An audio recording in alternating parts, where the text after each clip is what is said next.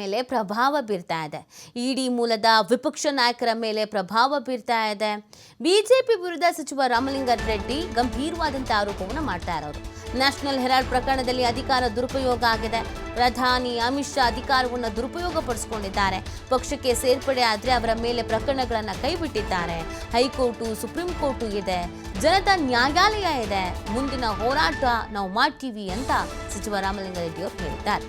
ಇದೇನ ದುರ್ಬಳಕೆ ಮಾಡಿಕೊಳ್ಳಲಾಗ್ತಾ ಇದೆ ಅನ್ನುವಂಥ ಆರೋಪವನ್ನು ಕಾಂಗ್ರೆಸ್ ನಿರಂತರವಾಗಿ ಮಾಡ್ಕೊಂಡು ಬರ್ತಾ ಇದೆ.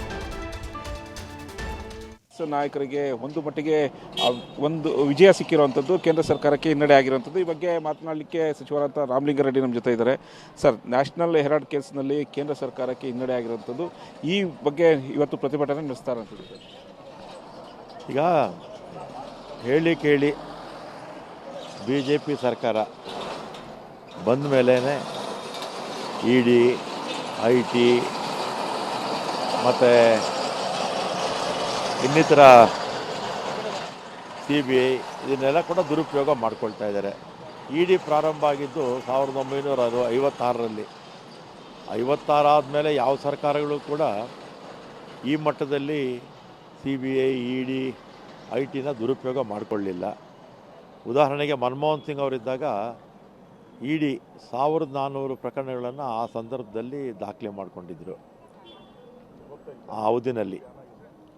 ಆಮೇಲೆ ಈಗ 11 ವರ್ಷದಲ್ಲಿ ಒಟ್ಟು 4800 ಕೇಸುಗಳನ್ನು ದಾಖಲೆ ಮಾಡಿಕೊಂಡಿದ್ದಾರೆ. ಅದರಲ್ಲಿ ಬಹುತೇಕ 100ಕ್ಕೆ 90 ಭಾಗ ವಿಪಕ್ಷಗಳ ನಾಯಕರ ಮೇಲೆ.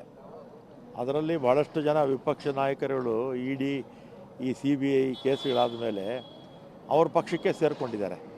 ಅವ್ರ ಪಕ್ಷಕ್ಕೆ ಸೇರಿಸ್ಕೊಂಡು ಅವ್ರನ್ನ ವಾಷಿಂಗ್ ಮಿಷಿನ್ಗೆ ಹಾಕಿ ಬಿ ರಿಪೋರ್ಟು ಕೊಟ್ಬಿಟ್ಟಿದ್ದಾರೆ ಭಾಳ ಜನರ ಮೇಲೆ. ಉದಾಹರಣೆಗೆ ಅಸ್ಸಾಂ ಮುಖ್ಯಮಂತ್ರಿ ಇರ್ಬೋದು, ಅಥವಾ ಮಹಾರಾಷ್ಟ್ರದಲ್ಲಿ ಶಿಂದೆ ಇರ್ಬೋದು, ಅಥವಾ ಶರದ್ ಪವಾರ್ ಅವರ ಅಜಿತ್ ಪವಾರ್ ಇರ್ಬೋದು. ಈ ರೀತಿ ಅನೇಕ ನಾಯಕರುಗಳು, ವಿಪಕ್ಷದ ನಾಯಕರುಗಳನ್ನು ಎದುರಿಸಿ ಬೆದರಿಸಿ ಅವರ ಪಕ್ಷಕ್ಕೆ ಸೇರಿಸ್ಕೊಂಡು ಬಿ ರಿಪೋರ್ಟ್ಗಳನ್ನು ಕೊಟ್ಟಿದ್ದಾರೆ. ಅದಾದಮೇಲೆ ಭಾಳ ಹಿಂದೆ 2013-14ರಲ್ಲಿ ಈ ದೇಶದಲ್ಲಿ ಏನೋ ಮನಮೋಹನ್ ಸಿಂಗ್ ಅವ್ರ ಸರ್ಕಾರದಲ್ಲಿ ದೊಡ್ಡ ಭ್ರಷ್ಟಾಚಾರ ಆಗೋಗಿದೆ ಅಂಥೇಳಿ 2G ಹಗರಣ, 2 ಲಕ್ಷ ಕೋಟಿ ಹಗರಣ ಆಗಿದೆ ಅಂಥೇಳಿ ವ್ಯಾಪಕವಾಗಿ ಅಣ್ಣಾ ಹಜಾರೆ ಇಂಥ ದೊಡ್ಡ ದೊಡ್ಡ ಕಿರಣ್ ಬೇಡಿ ಇವನ್ನೆಲ್ಲ ಬಳಸ್ಕೊಂಡು ಆಮೇಲೆ ಆವಾಗ ಪ್ರಚಾರ ಪಡ್ಕೊಂಡು ಸರ್ಕಾರಕ್ಕೆ ಕೆಟ್ಟ ಹೆಸರು ತಂದು ಸರ್ಕಾರ ಕೂಡ ಹೋಯಿತು. ನಮ್ಮ ಸರ್ಕಾರ ಕೂಡ ಆಗ ಹೋಯಿತು. ಆಮೇಲೆ ಏನಾಯಿತು, 2G ಹಗರಣದಲ್ಲಿ ಯಾವ ಹುರುಳು ಇಲ್ಲ ಅದರಲ್ಲಿ. ಅದಾದಮೇಲೆ ಕಲ್ಲಿದ್ದಲು ಹಗರಣ 80,000 ಕೋಟಿ ಹಗರಣ ಆಗಿದೆ ಅಂತ ಹೇಳಿದರು. ಆಮೇಲೆ ಅವ್ರ ಸರ್ಕಾರ ಬಂದ ಮೇಲೇ ಬಿ ರಿಪೋರ್ಟು ಕೂಡ ಕೊಟ್ಬಿಟ್ರು, ಇದರಲ್ಲಿ ಇಲ್ಲ ಅಂಥೇಳಿ. ಈಗಲೂ ಕೂಡ ಸುಮಾರು ಒಂದು 150 ನಾಯಕರುಗಳ ಮೇಲೆ ಇಡಿ, CBI ಕೇಸುಗಳು ಹಾಕ್ಕೊಂಡಿದ್ದಾರೆ. ಮತ್ತು ಅದೇ ರೀತಿ ಇವತ್ತು ನ್ಯಾಷನಲ್ ಹೆರಾಲ್ಡ್ ಇದರಲ್ಲಿ ಸೋನಿಯಾ ಗಾಂಧಿಯವ್ರನ್ನ, ರಾಹುಲ್ ಗಾಂಧಿಯವ್ರನ್ನ ಮತ್ತು ನಮ್ಮ ಪಕ್ಷದ ಇನ್ನೂ ಅನೇಕ ಮುಖಂಡರಿಗೆ ನೋಟಿಸ್ ಕೊಟ್ಟು ಅಧಿಕಾರ ದುರುಪಯೋಗವನ್ನು BJP ಸರ್ಕಾರ ಇವತ್ತು ಮಾಡ್ತಾ ಇದೆ.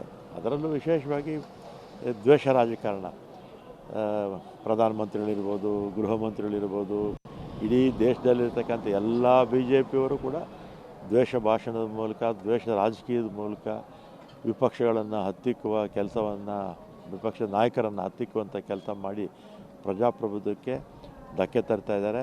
ಮತ್ತು ಸುಮಾರು 450ಕ್ಕಿಂತಲೂ ಹೆಚ್ಚು ಶಾಸಕರನ್ನು ಪಕ್ಷಾಂತರ ಮಾಡಿಸ್ಕೊಂಡು ಅವ್ರ ಪಕ್ಷಕ್ಕೆ ಒಂದು ಈ ಚುನಾವಣಾ ಸಿಸ್ಟಮನ್ನೇ ಇವತ್ತು ಹಾಳು ಮಾಡಿದ್ದಾರೆ.